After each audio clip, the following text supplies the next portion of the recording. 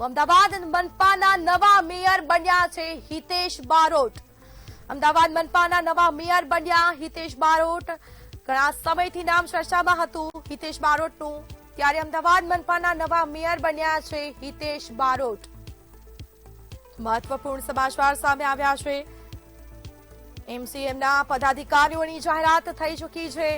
તો અમદાવાદ મનપાના નવા મેયર બન્યા હિતેશ બારોટ। રાજ્યની વિવિધ મહાનગરપાલિકાઓમાં નવા મેયર અને ડેપ્યુટી મેયરની પસંદગી પ્રક્રિયા હવે ચાલી રહી છે। નામ આવી ચૂક્યું છે। શ્રી કિંજલ, વાત કરવામાં આવે તો અમદાવાદ મનપાના નવા મેયર બન્યા છે હિતેશ બારોટ। ઘણા સમયથી તેઓનું નામ ચર્ચામાં હતું। હિતેશ બારોટના નામ ઉપર મહોર લાગી, શું વિગત? જી, જેનું નામ સૌથી વધારે ચર્ચાતું હતું તેવા હિતેશ બારોટ છે તે અમદાવાદના મેયર બની ચૂક્યા છે। ત્યારબાદ જે મહત્વનો હોદ્દો છે સ્ટેન્ડિંગ કમિટીનો, તે નામની પણ જે જાહેરાત છે તે થઈ ચૂકી છે। ખોખરા વોર્ડના જે કોર્પોરેટર છે કમલેશ પટેલ, કે જેઓ ખૂબ જ સિનિયર નેતા કહેવાય છે અને તેઓ સામાજિક અગ્રણી પણ છે અને તેમને જે સ્ટેન્ડિંગ કમિટીના ચેરમેન છે તે બનાવવામાં આવ્યા છે। સાથે સાથે દંડક તરીકે જે અતુલ મિશ્રા છે તેમના નામની જાહેરાત કરાઈ છે। જ્યારે મેયર છે તે પુરુષ અનામત છે, ત્યારે ડેપ્યુટી મેયર તરીકે મહિલા અનામત તરીકે આ પદ છે તે રાખવામાં આવ્યું છે। ત્યારે અંજુ શાહ છે તેમને અમદાવાદના જે ડેપ્યુટી મેયર છે તે બનાવવામાં આવ્યા છે। એટલે કે જેની રાહ ઘણા દિવસોથી જોવાતી હતી તેના ઉપરથી હવે જે પડદો છે તે ઉચકાઈ ગયો છે। અમદાવાદના મેયર, ડેપ્યુટી મેયર, સ્ટેન્ડિંગ કમિટીના ચેરમેન, શાસક પક્ષના નેતા અને દંડકના નામોની જે જાહેરાત છે તે જાહેરાત થઈ ચૂકી છે। કારણ કે સૌ પ્રથમ વખત એવું થયું છે કે ચૂંટણીના પરિણામોના 27 દિવસ બાદ જે ભાજપે જે અમદાવાદ જેવી જે મહત્વની મહાનગરપાલિકા છે તેના નામ જાહેર કરવામાં આટલી બધું જે સસ્પેન્સ છે તે રાખ્યું છે। કારણ કે દર વખતે એવું થતું હોય છે કે 7 થી 10 દિવસની અંદર જે નામોની જે જાહેરાત છે તે કરી દેવામાં આવતી હોય છે, પરંતુ સૌ પ્રથમ વખત એવું થયું છે કે 27 દિવસ બાદ જે ભાજપ દ્વારા અમદાવાદ મહાનગરપાલિકાના જે તમામે તમામ 5 જે મહત્વના હોદ્દાઓ છે તેમના હોદ્દેદારોના નામની આજે જાહેરાત કરવામાં આવી છે। હિતેશ બારોટને જ્યારથી મેન્ડેટ મળ્યું, જ્યારે તેમને ફોર્મ ભરવા માટે કહેવામાં આવ્યું, કારણ કે છેલ્લી ઘડીએ જે હિતેશ બારોટને ફોર્મ ભરવા માટેનું કહેવામાં આવ્યું હતું અને ત્યારથી જ જે તેમનું નામ છે તે મેયર પદ માટે ચર્ચાતું હતું અને ત્યારે હવે તેમને અમદાવાદના મેયર તરીકેનું જે પદ છે, સુકાન છે તે સોંપવામાં આવ્યું છે। અને જે સિનિયર નેતા, કારણ કે વર્ષોથી તેમણે ભાજપ સાથે જોડાયેલા છે, પક્ષ અને સંગઠન બંનેમાં તેઓ મજબૂત પકડ છે તે ધરાવે છે। તમામની સાથે તેઓ ખૂબ જ સારો તેમનો વ્યવહાર રહેલો છે। કોઈ પણ વખત તેમણે વિવાદમાં આવ્યા નથી, નિર્વિવાદિત આ ચહેરો છે। કારણ કે જ્યારે તેઓ સ્ટેન્ડિંગ ચેરમેન હતા ત્યારે પણ જે તેમની 2.5 વર્ષની જે ટર્મ હતી ત્યારે પણ તેમાં કોઈ પણ પ્રકારનો વિવાદ છે તે અમદાવાદ મહાનગરપાલિકામાં થયો ન હતો। તે એટલે નિર્વિવાદિત ચહેરો છે અને તેની સાથે સાથે અમિત શાહ છે કે જેઓના ખૂબ જ નજીકના જે હિતેશ બારોટ છે તે ગણાય છે।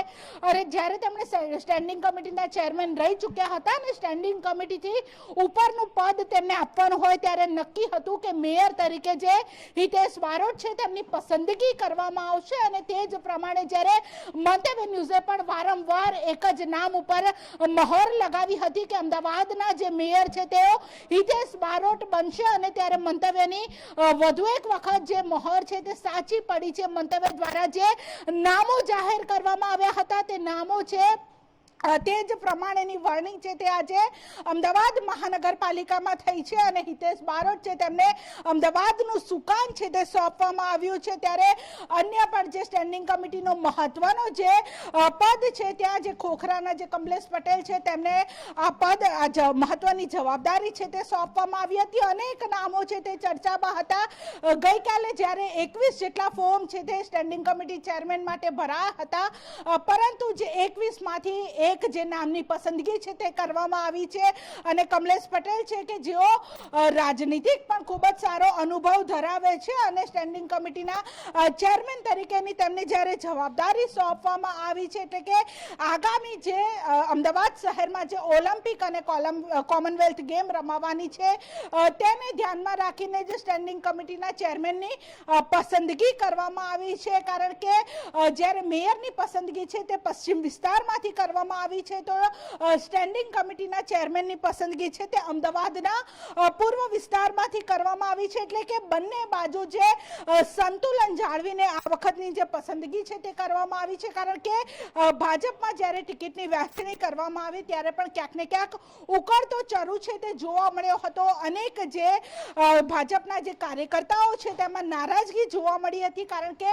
આ વખતની જે ટિકિટ ફાળવણી છે તેને લઈને જે જૂના જોગીઓ છે તેમના પત્તા છે તે કપાયા હતા અને તેને લઈને ક્યાંક ને ક્યાંક વિરોધનો વંટોળ છે તે વિરોધનો સૂર છે તે ભાજપમાં જોવા મળ્યો હતો. તેને જ લઈને આ વખતે આ 5 જે મહત્વના હોદ્દા કોર્પોરેશનના છે તેમના નામની જાહેરાત કરવામાં આટલી બધી વાર છે તે લાગી છે અને હવે આ નામ જાહેર થયા બાદ પણ જો કોઈ પણ ભડકો ન થાય તેને માટે થઈને ભાજપ દ્વારા તમામ ચર્ચા વિચારણાઓ કર્યા બાદ આ 5 નામોની જાહેરાત છે તે કરવામાં આવી છે. એટલે કે અમદાવાદનો પૂર્વ વિસ્તાર હોય કે અમદાવાદનો પશ્ચિમ વિસ્તાર હોય, બંને વિસ્તારોને ધ્યાનમાં રાખીને આ નામો છે તે જાહેર કરવામાં આવ્યા છે. જી કિંજલ, વાત કરવામાં આવે તો એક મહિલા તરીકે ડેપ્યુટી મેયરને અંજુ શાહની જે રીતે નિમણૂક કરવામાં આવી છે તેને આપ કઈ રીતે જોઈ રહ્યા છો? હજી જે અંજુ શાહ છે તેઓ પણ જે આ વખતે તેમને ડેપ્યુટી મેયર તરીકેની જવાબદારી છે સોંપવામાં આવી છે. તેમને પણ જે ભાજપના સિનિયર નેતા કહી શકાય છે, પરંતુ ડેપ્યુટી મેયર તરીકે જે રિપીટ કરવામાં આવ્યા હતા ચાંદની પટેલ, તેમનું નામ સૌથી વધારે ચર્ચામાં હતું. પરંતુ જો ચાંદની પટેલનું નામ કપાયું હોય તો કારણ કે તેઓ જ્યારે તેમને બીજી વખત રિપીટ કરવામાં આવ્યા હતા, પરંતુ પહેલી ટર્મમાં તેઓ અનેક વખત જે વિવાદોમાં પણ સપડાયા હતા, ત્યારબાદ જે અન્ય મહિલાઓના નામ છે તે પણ ચર્ચાતા હતા. પરંતુ જે ડેપ્યુટી મેયર તરીકે અંજુ શાહ કે જેઓ કોઈ પણ વિવાદમાં આવ્યા નથી, નિર્વિવાદિત આ ચહેરો છે, લોકોની વચ્ચે જતો આ ચહેરો છે અને તેમની પસંદગી છે તે ડેપ્યુટી મેયર તરીકે કરવામાં આવી છે. કારણ કે જ્યારે પુરુષ તરીકે જ્યારે મેયરની પસંદગી કરવામાં આવી છે અને જ્યારે ડેપ્યુટી મેયર તરીકે મહિલાની જ્યારે પસંદગી કરવાની હતી તો 8 નામો છે તે સૌથી વધારે ચર્ચામાં હતા. પરંતુ આ 8 નામોમાં જે અંજુ શાહ છે તેમની પસંદગી કરવામાં આવી છે અને તેમને ડેપ્યુટી મેયર તરીકે જ્યારે તેમને ચૂંટવામાં આવ્યા છે, બનાવવામાં આવ્યા છે, ત્યારે હવે તેમણે પણ 2.5 વર્ષ સુધી અમદાવાદના ડેપ્યુટી મેયર પદ તરીકે રહેશે. ત્યારબાદ જે 2.5 વર્ષની જે અમદાવાદ મ્યુનિસિપલ કોર્પોરેશનમાં જે ટર્મ છે, 2.5 વર્ષ બાદ ફરી એક વખત જે મેયર તરીકે મહિલા અનામત આવશે અને ડેપ્યુટી મેયર તરીકે પુરુષ અનામત આવશે. જ્યારે ગઈ ટર્મમાં જે મેયર તરીકે જે પ્રતિભાબેન જૈન છે તેઓ રહ્યા હતા અને તેમને આ વખતે જે પક્ષ દ્વારા ટિકિટ પણ આપવામાં નહોતી આવી, ત્યારે હવે આ વખતે જે ડેપ્યુટી મેયર તરીકે જ્યારે મહિલા અંજુ શાહ છે તેમને બનાવવામાં આવ્યા છે. મહિલાઓના ખાસ કરીને જેટલા પણ પ્રશ્નો હશે તેની ઉપર તેમને જે વધારે ભાર છે તે પણ મૂકશે. એટલે કે આ જે મહત્વના જે 5 હોદ્દા છે, આ 5 હોદ્દેદારોની નામની જાહેરાત છે તે કોર્પોરેશનમાં આજે કરી દેવામાં આવી છે. કારણ કે ઘણા સમયથી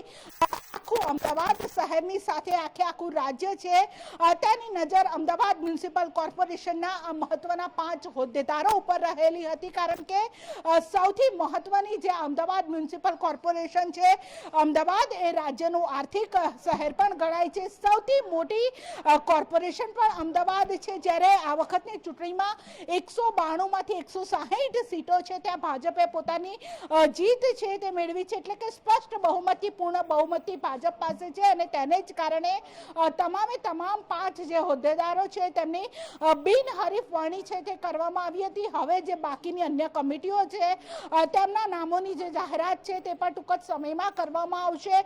હવે જે અન્ય કમિટી છે તે 21 કમિટીઓના નામની જાહેરાત છે, તેમના જે ચેરમેન અને ડેપ્યુટી ચેરમેનના નામની જાહેરાત કરવામાં આવશે અને તેમની સાથે સાથે જે તે કમિટીના જે સભ્યો છે તેમના નામની જાહેરાત છે તે પણ ટૂંક જ સમયમાં કરી દેવામાં આવશે. એટલે કે હવે જે આ mayor, deputy mayor, standing committee chairman, દંડક અને શાસક પક્ષના નેતા છે તેમની આ પ્રથમ સામાન્ય સભા છે તે અમદાવાદની કોર્પોરેશન ચાલી રહી છે. ત્યારબાદ જે આ તમામ 5 નામની જાહેરાત કે તમામ જે અન્ય કમિટીના ચેરમેન સાથે સાથે જે સભ્યો છે તે કોણ બનશે, એટલે કે બસ હવે ટૂંક જ સમયમાં કોર્પોરેશન આખી બોડી છે તે જાહેરાત કરી દેવામાં આવશે 5 હોદ્દેદારોની, જે સૌ કોઈ રાહ જોઈ રહ્યા હતા ઉચકાઈ ચૂક્યો છે અને અમદાવાદને નવા મેયર સહિતના જે તમામે તમામ 5 જે નવા હોદ્દેદાર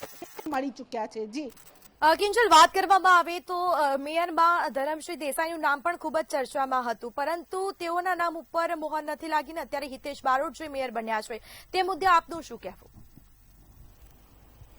આજે જે ધરમસિંહ દેસાઈ છે તેમનું નામ પર ખૂબ જ ચર્ચા હતું, કારણ કે આ વખતનું મેયરનું પદ છે તે ઓબીસી અનામત પદ હતું અને ત્યારે ધરમસિંહ દેસાઈ છે તેઓ પણ સિનિયર નેતા હતા. ગત ટર્મમાં તેમને એએમટીએસ ના ચેરમેન તરીકેની તે સોંપવામાં આવી હતી, પરંતુ આ વખતે તેઓને કોર્પોરેટર બનાવવામાં છે અને તેઓ બોડકર વોર્ડમાંથી જે દેવાંગ દાણી સાથે તેઓ ચૂંટણી તેમને સાથે રહીને તેઓ ચૂંટણી પણ લડ્યા છે અને તેઓ કોર્પોરેટર બન્યા છે. પરંતુ તેમનું નામ પણ જે ખૂબ જ ચર્ચામાં હતું કે ધરમસિંહ દેસાઈ છે તેઓ પણ અમદાવાદના મેયર બની શકે છે, પરંતુ આ તેમની કોર્પોરેટર તરીકેની પહેલી ટર્મ છે. ગત ટર્મમાં તેમને એએમટીએસના ચેરમેન હતા, એટલે કે પહેલી ટર્મમાં તેમને કોર્પોરેટરમાંથી સીધા મેયર બનાવવા તે યોગ્ય ન હતું અને તેને જ કારણે જે હિતેશ બારોટ કે જેઓ 160 જે કોર્પોરેટર અત્યારના છે તે 160 કોર્પોરેટરમાંથી જો સૌથી સિનિયર તરીકેની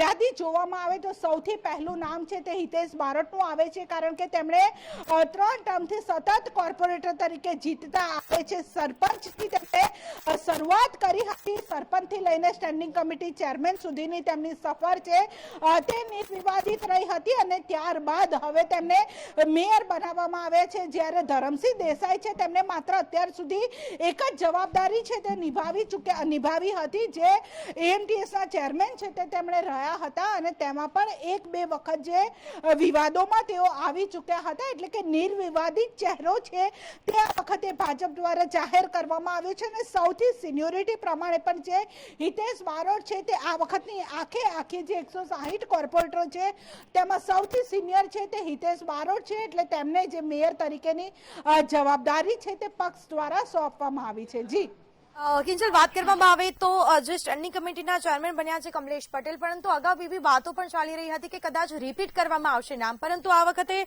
કમલેશ પટેલની જે રીતે નિમણૂક કરવામાં આવી છે તેમના નામની જાહેરાત કરવામાં આવી છે, તો તે મુદ્દે આપનું શું કહેવું?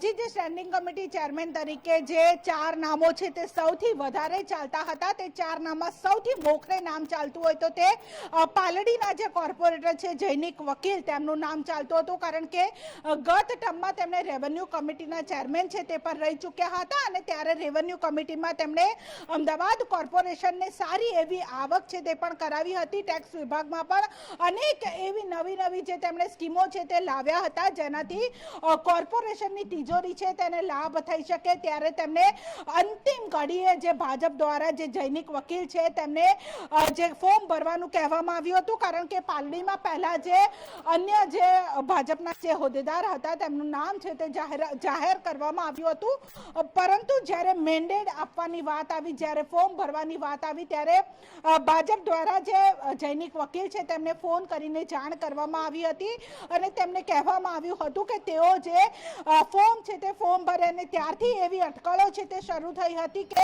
હવે અંતિમ ઘડીએ જ્યારે જૈનિક વકીલને ફોન કરવામાં આવ્યો છે તો અમદાવાદ કોર્પોરેશનના સ્ટેન્ડિંગ કમિટીના પદે સૌથી પહેલા જે જૈનિક વકીલ છે તેમને આ જવાબદારી સોંપવામાં આવશે, કારણ કે અંતિમ ઘડીએ જ્યારે પક્ષે તેમને ફોન કર્યો હતો ત્યારબાદ આ તમામ ચર્ચાઓએ વેગ પકડ્યો હતો, પરંતુ જૈનિક વકીલની સાથે એક નામ છે તે એ પણ ચર્ચાતું હતું કે દેવાંગ દાણી કે જેઓ ગત ટર્મમાં જે સ્ટેન્ડિંગ કમિટીના ચેરમેન રહી ચૂક્યા છે તેમને પણ વધુ એક વખત આ જવાબદારી છે તે રિપીટ સોંપવામાં આવે, ફરીથી સોંપવામાં આવે તેવું પણ ક્યાંક લાગી રહ્યું હતું, પરંતુ આ તમામ જે અટકળો છે તેની ઉપર હાલ જે પૂર્ણ વિરામ છે તે મુકાઈ ગયું છે અને નામ છે તે જાહેર થઈ ચૂક્યું છે.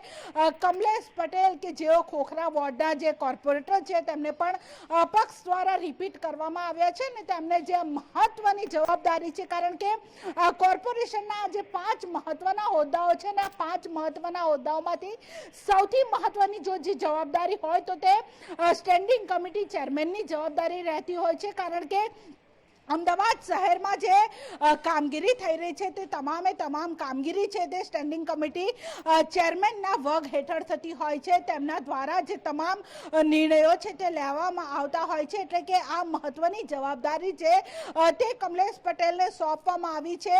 એક પરેશ લાખાણી છે, તેમનું નામ પણ જે સ્ટેન્ડિંગ કમિટીના ચેરમેન તરીકે ચર્ચાતું હતું, કારણ કે તેઓ જે અમદાવાદ શહેરના મહામંત્રી પણ રહી ચૂક્યા છે, સંગઠનનો પણ તેમને બહોળો અનુભવ છે, અને ત્યારબાદ તેમને જે વસ્ત્રાલથી જ્યારે ટિકિટ મળી ત્યારે એ નામ છે તે ખૂબ જ ચર્ચાતું હતું કે જે પરેશ લાખાણી છે તે હવે જે સ્ટેન્ડિંગ કમિટીના ચેરમેન છે બનશે, કારણ કે સંગઠન અને પક્ષ બંને સાથે જ્યારે તેમની તાલમેલ છે તે ખૂબ જ સારી હતી, ત્યારે તેમનું નામ પણ જે ચર્ચાતું હતું, પરંતુ કોર્પોરેટર તરીકે તેમની આ પહેલી ટર્મ હતી અને તેને જ કારણે કદાચ તેમને આ મહત્વની જવાબદારી છે તે સોંપવામાં નહીં આવી હોય, અને આ જે ખોખરાના જે કોર્પોરેટર છે કમલેશ પટેલ, તેમને આ મહત્વની જવાબદારી છે તે સોંપવામાં આવી છે. જી બિલકુલ થી કિંજલ, જાણકારી આપવા બદલ આપનો આભાર.